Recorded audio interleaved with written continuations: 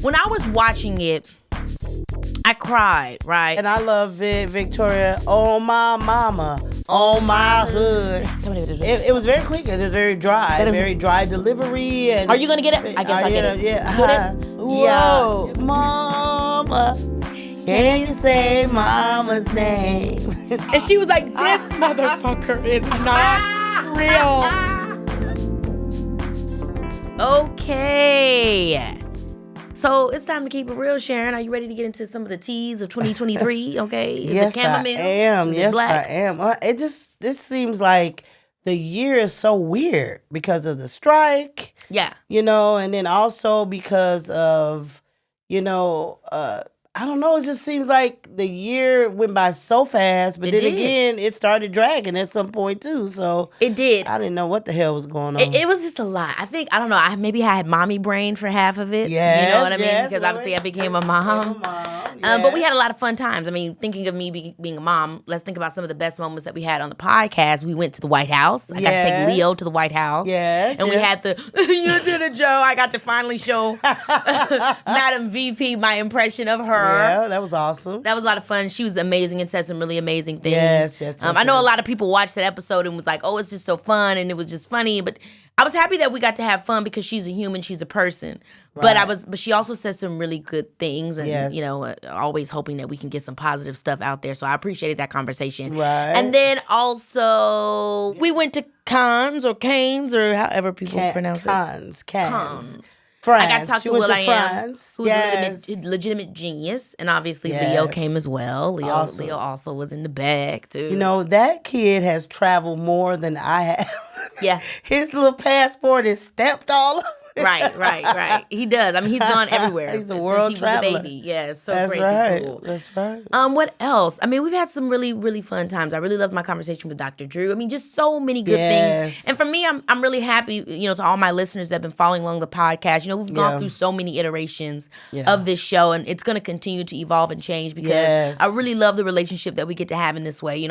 Obviously I act, I entertain, I do social media, all these different things with my platform, and the podcast is one that's really growing. And so I just appreciate when I see all you guys telling your friends about it, or when I'm seeing you on the street and y'all be like, Keke, I love the podcast, because it's a totally different side to me and something that I'm gonna always continue to just develop. So I'm happy this is the first year of the podcast, and it's not going anywhere. And when you went on tour, I mean, so many people were coming up to us saying, I love you, I love the podcast, I listen to the podcast. It's so much fun. And it was cool. it was really great to hear people say that. Yeah, I mean, one day you never know, maybe me and Sharon gonna be in a city near you doing a podcast tour. All right, you know what I mean? Tour. That sounds like it could be fabulous. Let's do it. Okay, well, let's get into, a lot happened this year with myself, with the podcast, all that good stuff. But really, you guys want to hear about what happened in pop culture, okay? Yes. That is what we're about to do. Take a stroll down memory lane. And this is all tea, no shade, loves. Okay, we're just reporting the facts, giving our opinions. Just repeating the facts. And everybody likes to talk a little bit of, about something. But nobody was harmed during this, Don't go out there commenting anything mean on anybody's page. Yeah. Now, with that, let's see how 2023 kicked off. Okay, so Prince Harry released his memoir. Yeah. Yeah, I'm sorry to say I missed all that. I was going to kind of say the same thing. I don't mean to say I missed it because I did watch Meghan and Harry. Yeah. I mean, I don't know, Sharon. I just feel like you got to get your stuff out, say what you need to say. But also I feel like can't you, man, don't you feel like there's something to be said about being able to fix things from the inside? I'm not sure what can Harry do now? Yeah, I liked, Princess Diana, the mom, you know what I mean? I liked her a lot, and I remember, when she died, it was very sad, and I actually remember crying about it because, she actually was the first royal that, seemed normal, you know what I mean? Yeah, Not so stuffy. She seemed to be humanized, and she cared about the people. Right. She actually was in there, and right. So I felt sad about that, but since her, I was, I'm not really interested in them or what they're doing and who is the best man and who didn't want to be the best man. That's so fair, Sharon. Like, I really don't care. That's so fair. And in that, we could just skip on to the next one, okay? We don't have much to say. But they do good weddings, though. I love their weddings. Weddings are beautiful. For the fashion, hey, let's have the words wedding. of my girl Aretha, beautiful gowns. Okay, now let's get into February. That was at the top in January. Let's get into February. Rihanna did the Super Bowl. Okay. She also told us she was pregnant for the second time. That was awesome. Which was so awesome. I mean, I love the performance. I thought it was good. I love the performance, but also, like, when I was watching it, I cried, right? Mm-hmm. And the reason I cried was because when you really, Super Bowl is about seeing kind of like the entirety of this person's career, right? Yes. And the special thing when somebody is obviously as iconic as Rihanna is, I realized as I was watching that why she was so iconic to me. And it's because of her songs and her music. She had a lot of hit songs. But also the hit songs that time-stamped moments in my life. There you go. So it's like, that's really, to me, what makes someone an icon and really becomes a superstar. It's like, it's beyond them as a person. It's, you might not ever meet that person ever, but they mean so much to you because their music touched pivotal moments. Like, I remember when I watched We Found Love in a Hopeless Place, and I was watching her video and the story they was telling, and I just remember thinking, wow, she's so brave. You know what I mean? She's experienced so much. Yeah. And here she is showing and creating with her art something. She's really being vulnerable and sharing through her artistic expression. I was like 16, and I was just like, I watched that video every day. Or, when we seen her do Unapologetic, and, it was just all of that was so cool to see when again. She performed at the Super Bowl, I just kept saying, whoa, that was a hit. That was a hit. Oh, that was a hit. I felt that way about Bruno Mars as well. Yeah. When Bruno Mars was performing at the Super Bowl, that was a hit. That was a hit. I think I'm going to feel the same way about Usher. Oh, my God. Because he had a lot of hit songs. Again, I mean, when I think about, they call me U.S., H-E-R. I'm in the back of the car in Chicago, in Illinois, and Rob is riding down the street. Right. When I'm thinking about You Don't Have to Call, I'm in my bedroom watching the videos, trying to figure out how to learn the dance moves. And you know to what I'm show saying? you how long Usher has been a success, I remember You Remind Me of a Girl. Of course. And that was even... I was young then. Yeah, but I mean, he had music even before then. Like, that's like Usher, like... I mean, Alicia Keys, and a lot of people, I think, were doing music way before people even really were able to get into the fact that they had been doing music. I mean, Alicia Keys had her first record deal at like 14 or something, but we didn't meet her until she was in her 20s. Exactly. So, I love that. Let's get into March. Obviously, Taylor Swift, her Eras tour. Yeah. I mean, she's really giving us a new era. We already know that. Cover of Times. Yeah. I mean, she got this new man. I mean, you and I have said this about Taylor Swift over and over again. Great writer. Yes. Love her as an artist, not love her as an artist, doesn't matter. Yeah. She has a million fans, but you cannot argue that she's a fantastic songwriter. She is. The lyricism is everything. And look, everybody uses their artistry differently. I think for what I've understood about Taylor is that clearly she has she loves to reference pop because of it being popular, meaning making music that everybody can hear. But she has clearly very strong country and folk ties. And her music is written in the form of that kind of weighted material. Right. But she chooses pop in the way that somebody would do a comedy, but talk about something extremely poignant. And what was a song of hers that you quoted and everyone went crazy and she even responded to you? No, you're just talking about the Karma. The song. Well, Karma. You did something about I did like a reel, just me singing it because the lyrics were good. Right. You know what I mean? The lyrics was good. It just talks about. This is the thing. I think what I liked how she did it was people always talk about karma like karma's coming for you. Karma is coming for you. Karma's going to get you. But what the cool thing about the song was she was saying karma is me doing well in my life.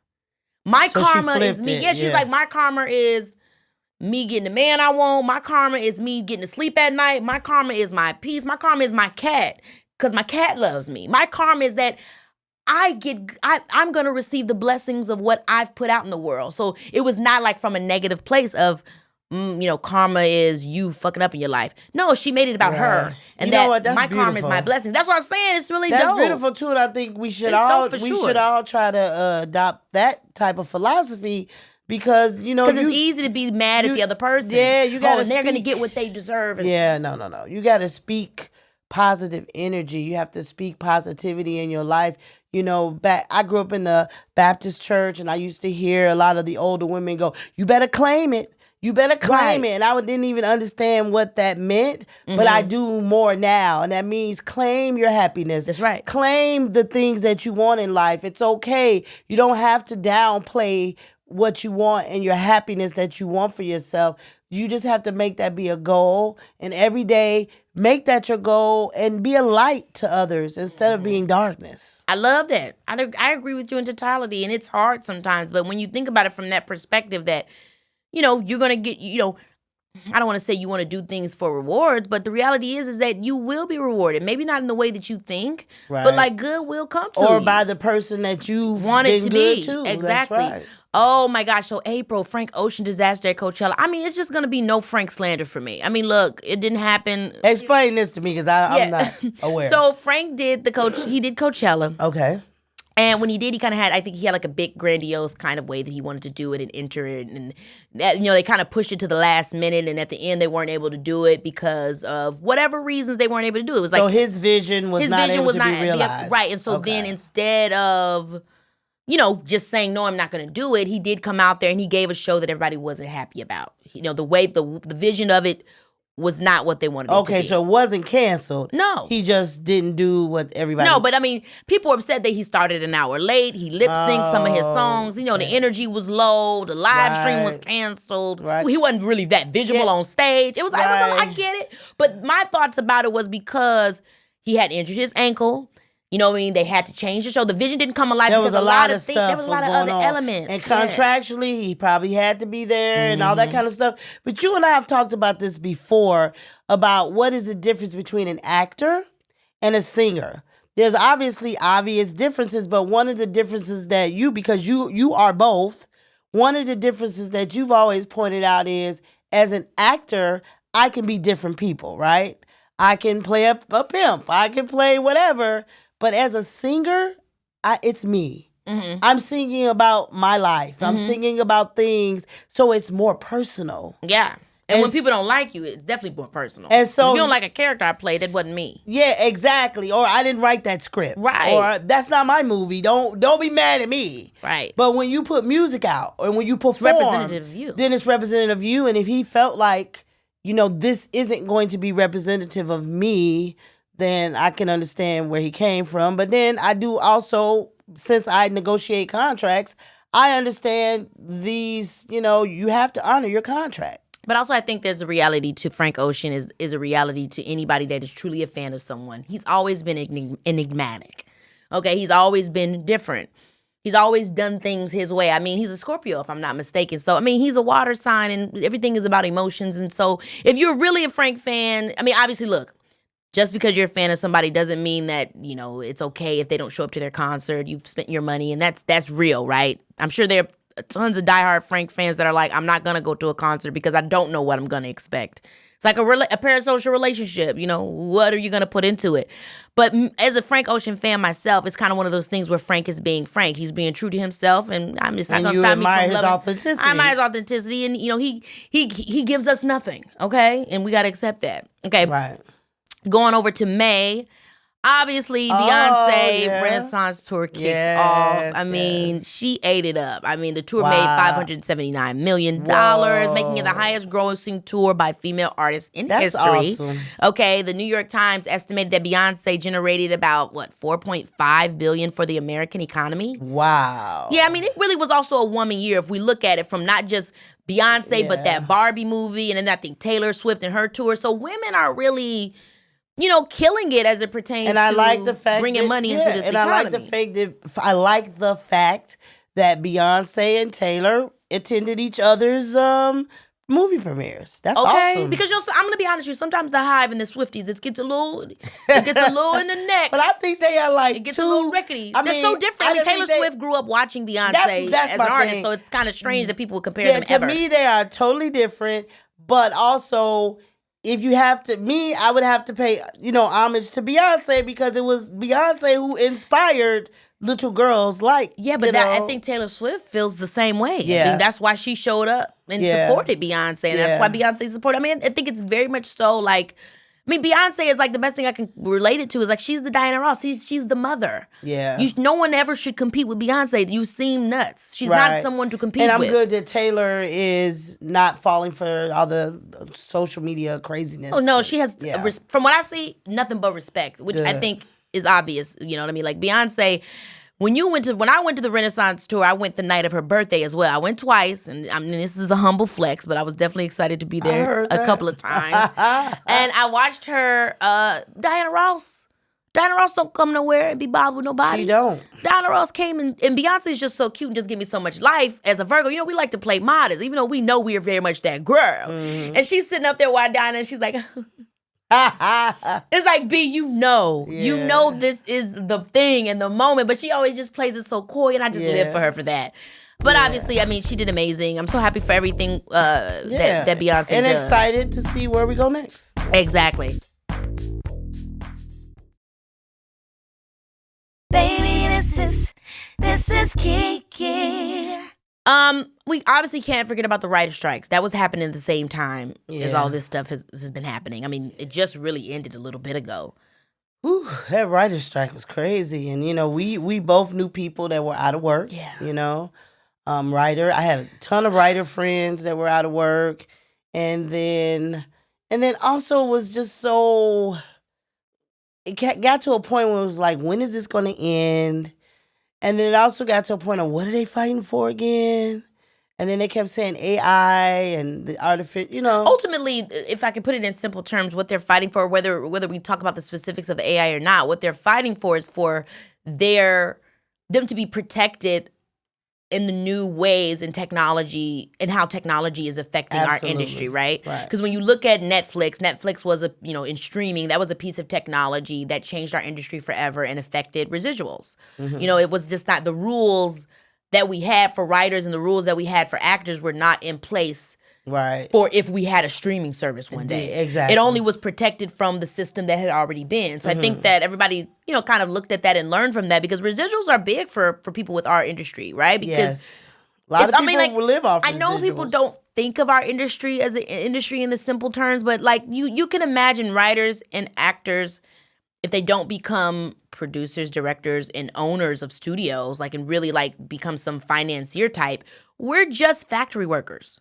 We're people that get booked for a job, and when we get too old, unless we've done some amazing thing to create an amazing brand, we can get tossed the hell out. Yeah. How many actors have you been like, they were a hit in 2001, and you ain't seen them because they aged out, and people said, we don't need you. So I just want to say, I want to give some understanding to that, is when that residual thing ended, that was a big issue. Right. And so now the whole thing with this is like, okay, if the industry is changing again and you're starting to introduce AI, well, these algorithms is different things, more people, you want us to update scripts and you already had computers write them.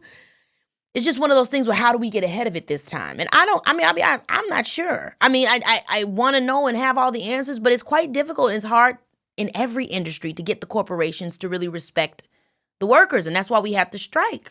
Right. And I also do know the health insurance. I learned a lot about the health insurance because, like you said, there are a lot of just what you call working actors. There are actors that maybe do an episodic, they do a episode of this show, an episode of that show. They're not series regulars, but they have to make a certain amount of quota. They have to do a certain amount of work to be eligible for the health insurance. Mm-hmm.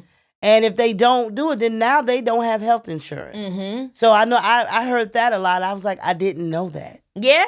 I mean, it's so much stuff. But again, I know people want to look at it from the point of writer strike. But even without the nitty gritty and all the little bits of that, just in general, we're in a time in the world. And I think for people to see the Hollywood industry do it, it was important. Because it lets people know that the Hollywood industry is just another industry. I get that it looks all cute, glamorous, but it's just another corporation. We're just workers. Yeah, we're just workers, and I think it helps people to understand that we are all having a problem with the corporatism in America.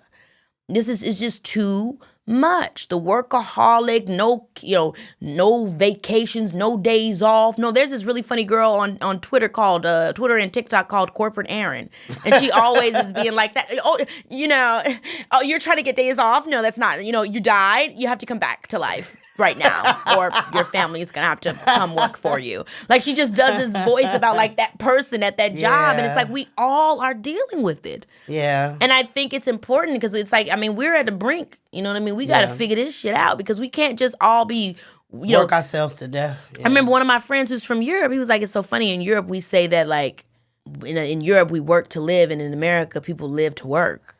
I'm like, damn, that's so sad. And I noticed that when they go on vacation, they call it holiday. Yes. I always wonder, like, why do we call it vacation and they call it holiday? Now, we've got to talk about this. I don't want to be insensitive, right? But we got to get into this because on June 18th, obviously, this is Ocean Gate, right? The 5 people that died in the submarine, called Titan that was set to explore the remains of the Titanic. You remember that, Mom? Yeah, I do. It was like a $250,000 ticket. Yeah. You know what I mean? Yeah. That was horrible. I don't even know how I felt about that. It's so sad. Yeah. It was exciting. It was surreal, too. Yeah, it was exciting. And then I kept saying... I'm trying to figure... I also thought to myself, how's James Cameron getting down there? Yeah. He goes down there a lot. Does he really? That's how he ends up doing all these movies. James Cameron always goes underground for when he did Titanic, for when he did the new one. What's the new one he does all the time? Avatar? So I'm just kind of confused. Like, people do it. I mean, were they going lower than James? I don't know how low they were going. But I do recall they said that in this, they lost a father and a son. Yeah, that's terrible. I don't even want to continue on. I mean, I don't mean, rest in peace. I just don't, this was sad. Okay. Let's keep going down. I did want to talk to you about this in August. Okay, what? So Scooter Braun, all of a sudden he started breaking ties with a lot of the people he managed. Obviously, Demi Lovato, Ariana Grande, Justin Bieber. And I kept wanting to figure out, now what's really going on? Who's got, are we about to find out something about this man? I don't mean to put nothing out there about him, but it was just like everybody was like, goodbye, goodbye, goodbye. What you think? Well, I think, and this is obviously my opinion, I think that he was very hands-on as a manager. Definitely, because when I met him, he was managing Justin Bieber. He was very hands-on. Mm-hmm. And I think what happens is he became bigger than being a manager. And I think he couldn't give that hands-on. And that's one of the reasons why I've never taken any other clients other than you. Because many people have asked me to manage them, but I knew I wasn't going to be able to be as hands-on with them. Mm-hmm. And so I was like, if I'm not going to do it right, I'm not going to half-ass it. Yeah. No, I can't be your manager. But that's just my opinion, because he was very hands-on with Justin. Yeah. And I think that as the time went on, he became, obviously more money, more respect. He started producing TV shows and all that kind of stuff. And it just got to the point where he wasn't hands-on anymore. That would be my easy he got an opportunity to really just do maybe what he wanted to do and do again, have that freedom that we're talking about that everybody wants to have. So I guess I'm glad he found it. But I mean, I don't know. There's a lot to say. I don't even know enough, but I do think that's interesting. Yeah, and obviously people were angry with him for the Masters. That's what I was saying. I was like, I don't like that. I just thought when I was thinking about it, I was like, I don't like the whole thing of you were stealing people's Masters and like you got your personal freedom through that, and now you're like, I don't have to work anymore. But it's like kind of off of Taylor Swift's music that she wrote when she was 16. Yeah, that's really tough. Yeah, that's the game that people be playing on, is the people just stealing, taking the people. music I don't know. It's so much. That's a whole nother conversation. It is, and there's so much red tape around, and it's a lot of business of it. And it's a lot of people that are doing things recklessly, and no one's regulating. Yeah.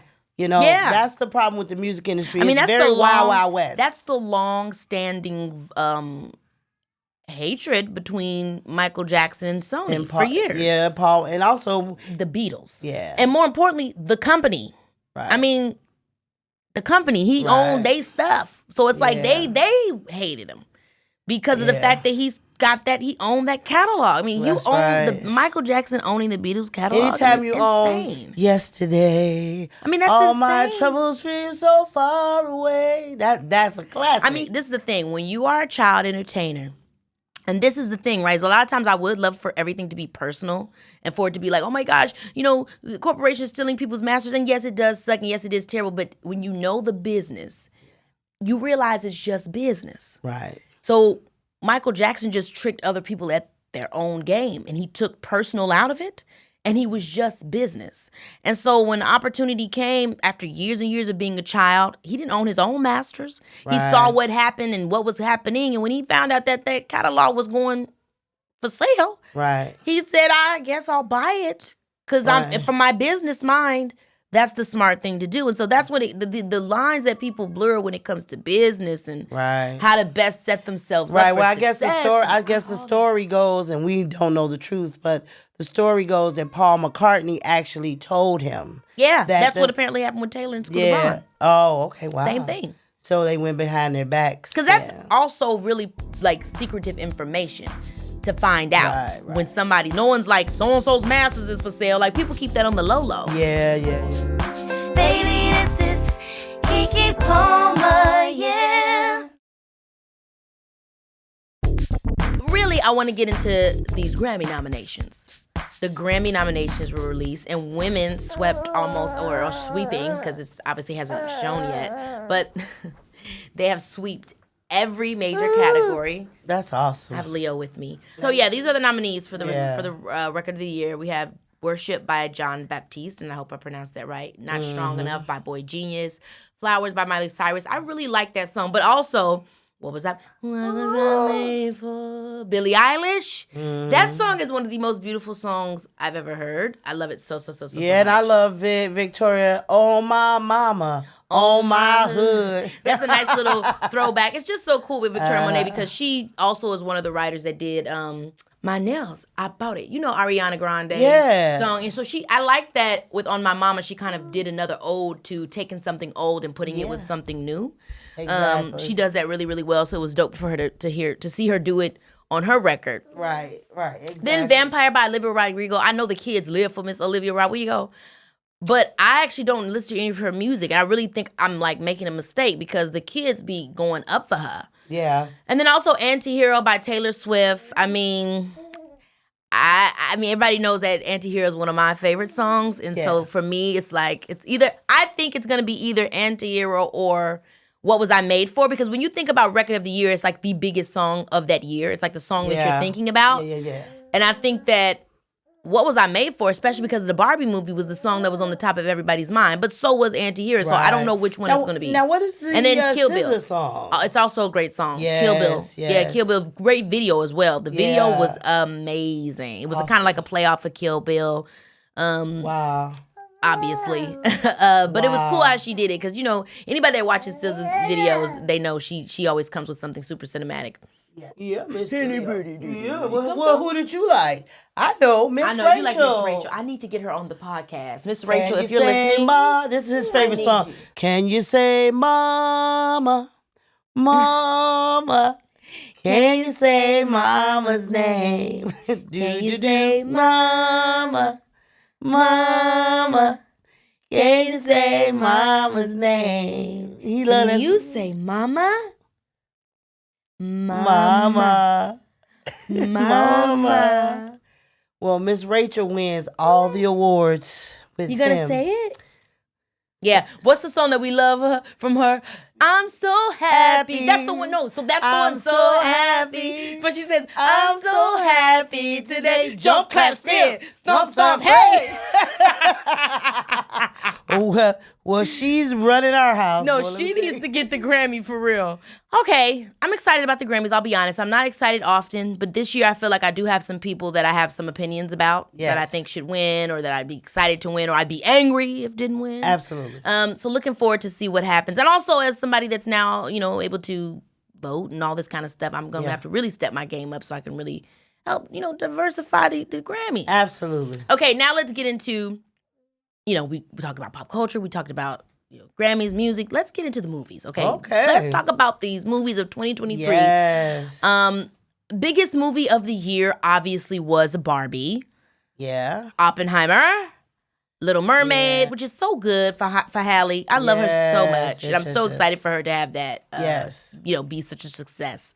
Top Gun Maverick. I'm sorry, guys. It just wasn't for me. I liked it. I know everybody loved it, and I feel so silly, but I just couldn't get into it. It was just too much ape. We in the sky too much. Yeah. We in the car, we in the thing but too the much. stunts were great, though. Yeah. The Super Mario movie, I missed it entirely. And that's sad because I was huge on Nintendo. Super Mario we loved was it a classic. as kids. It is a classic. That's true. We loved it as now, kids. the Mama. blackening was amazing. Blackening, honestly, absolutely iconic. We were laughing. If you haven't seen it, you need to see. The Blackening was one of the best movies I've seen all year, and I'm not freaking kidding. The comedy, the commentary, the racial nuance in just like blackness, Black Americanness, like what that means, how it, the conversation surrounding it, all of it was fabulous, wasn't it? Right. Yes. It was super duper good. And so congrats to, oh my gosh, what is the young Dwayne Perkins? He was amazing. Yeah. He wrote it as well alongside the girl who did Girls Trip. Yeah. Baby. Yeah. Am mommy getting too excited? Here. And then Spider-Man Across the Spider-Verse, my grandson loved that one. Yes. Spider-Man, amazing. I loved it so much. I mean, I did not even know how much I could really be emotionally tapped into these stories. Like, I can't say that I'm big on any of the Marvel stuff or any of the whatever this stuff is. I'll watch it when I can watch it. Yeah. But it was so good in terms of the emotion of this boy trying to break generational curses. So yeah, I love Spider-Man Across the Spider-Verse. It's an animation. I can't usually say I'm super into this kind of stuff. I didn't see the first one, which I know was ridiculous. Shout out to Metro Boomin because the song that him and Coi Leray did for this is like one of the best songs ever to me. I really love the music for this Spider-Man movie. Shout out to Shameik. I mean, I just thought it was really, really good. It was emotionally good, and it was so cool because, my nephew is Mexican and Black. Obviously, you know that, but to y'all that are listening. And, Spider-Man in this movie is Puerto Rican and Black, and my nephew really was like, he feels seen connected. And represented, in this movie, which also touched me, and it was a cool little piece to it. But those movies are really deep, and I think Disney did a really good job, Disney, Marvel, whatever you have it. They did such a good job at talking about being in control of your narrative. And Miles Morales being a multicultural figure in this movie and that not being usually the centerpiece of these stories. They were talking about how it wasn't meant to be him, how he wasn't meant to own the story in this way, that the script was already set in a certain thing. Like there was a certain algorithm that was already set, and he essentially broke out of it, and that was a problem. And Miles didn't allow that to be true. He's like, you actually don't get to write my story for me. I heard and that. That's like like a big heart piece of the movie. And I really love that because I think when you are, whether you're a minority or whether you're somebody that feels strange or odd or like that the odds are against you and your story or your track is already thought out for you, the point of that movie was to say, no, you are always in control of who you want to be. I love that. And the choices you want to make to be that person. And so I really love that message. Yeah. Really impactful. What is Bottoms? Bottoms was insanely Now, what good. is that about? Because I never. So first of all, the young lady, mother freaking Rachel Sennett. This is the thing for me that's huge with Bottoms is that the girl that acted in it, she's Gen Z, she's super young, and she wrote this. And I just think it was really cool. Like, it was so funny and smart, but didn't take itself seriously, but also was like, be serious, y'all. What is it about? Really, give me I don't want to be a spoiler. Yeah. But. So Bottoms is actually about these girls creating a fight club. But they're actually creating a fight club because they have internalized misogyny because they're lesbians and they want to find a way to be able to touch girls. So it's about their internalized misogyny. Ayo Edebiri plays her best friend, who also Ayo was so freaking good in the movie. So it's just like about their friendship, them trying to figure out how to deal with being lesbians and like what that means for them in their life and how to, engage with other women. And then also about, like I said, the whole like kind of like internalized misogyny that they have. It's like they're going this movie being like guys suck to these girls, but like they're also doing some of the things that guys would do to take advantage of women. And then it's like about them trying to save the day and it goes kind of like in this quirky realm. So what I just mean to say is that it has a lot of cool messages, but it's also not like being annoying with saying them. Yeah, sure. It's clever. And it's clever. It's all quite clever. And then it ends and it wraps up and it's like, didn't you have fun?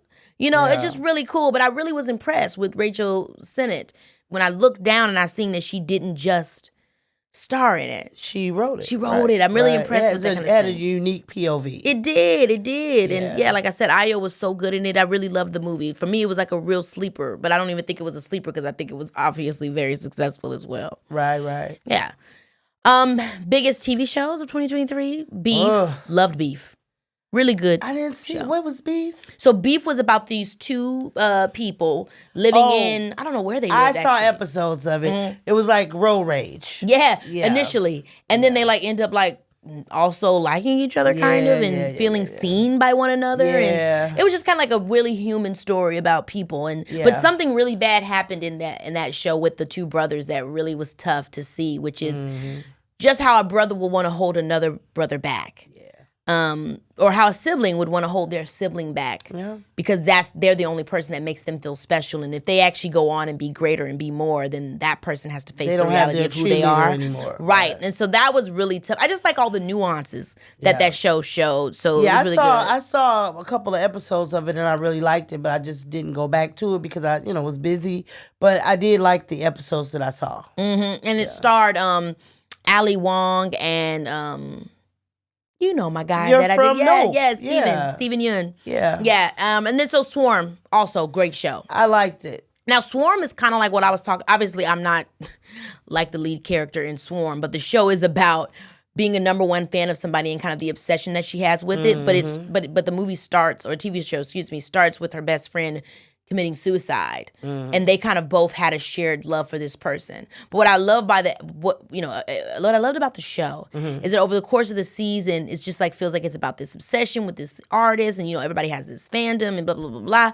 But it kind of ends to the point of saying that it's not really the person that she was obsessed with; it's the memories and the relationship she had with that sister that artist would keep alive. So it's not necessarily, and I think it's a big thing about when we think about fandoms or people being like, stans. A lot of times we think it's about that artist, but it's about the memories attached with that artist. Like we were talking about with music. When I was talking about Rihanna and watching her in the Super Bowl, it's like, it's actually about the memories attached with that person. And so here we had this lead character who grew up in foster care. And the 1 or 2 good years she had in her life, she was with this one foster family, and she came really close with that sister, and they used to go see this artist together.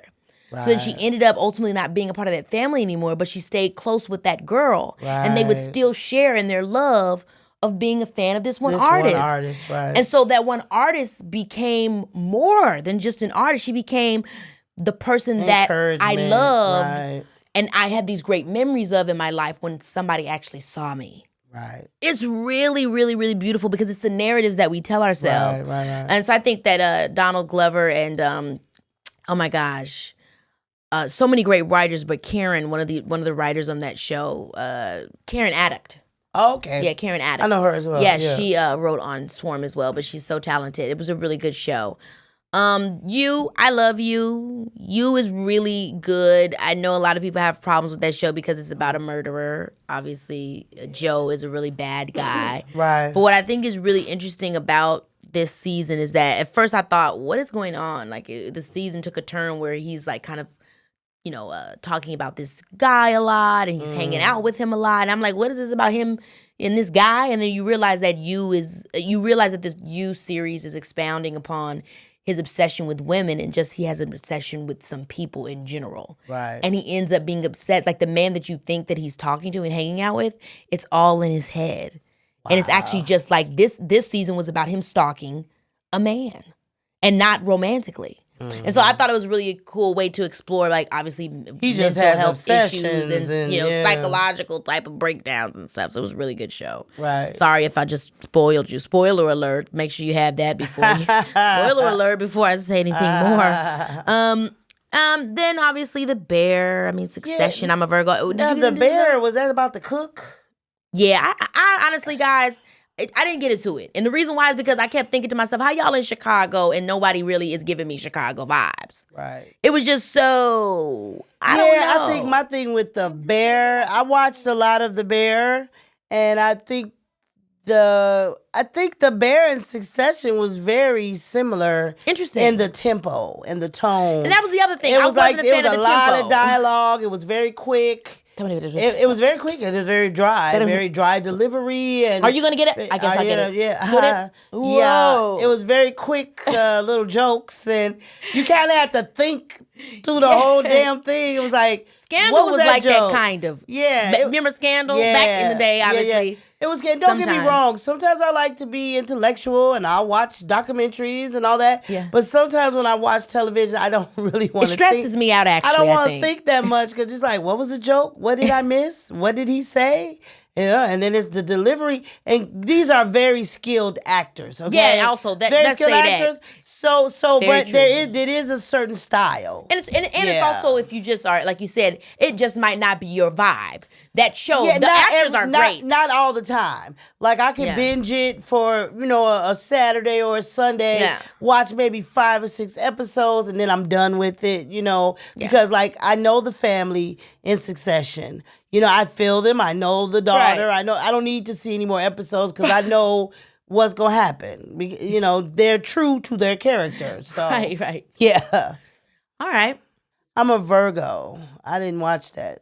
Boots Riley is really dope because he plays with perspective and he also plays with like whimsical expressions in his films. Mm-hmm. And in this case, a TV show to talk about something important. Mm-hmm. And so the lead character is a black boy and he's like kind of larger than life and everybody is kind of afraid of him. And again, I didn't watch the series, but I imagine, if knowing him, that the commentary is about how a sweet, guy, like a young black man, can be pigeonholed into being feared because of propaganda and not being able to, it's kind of all these different things. I would imagine. I haven't seen the series, but when I saw that, I'm like, okay, this black boy is huge.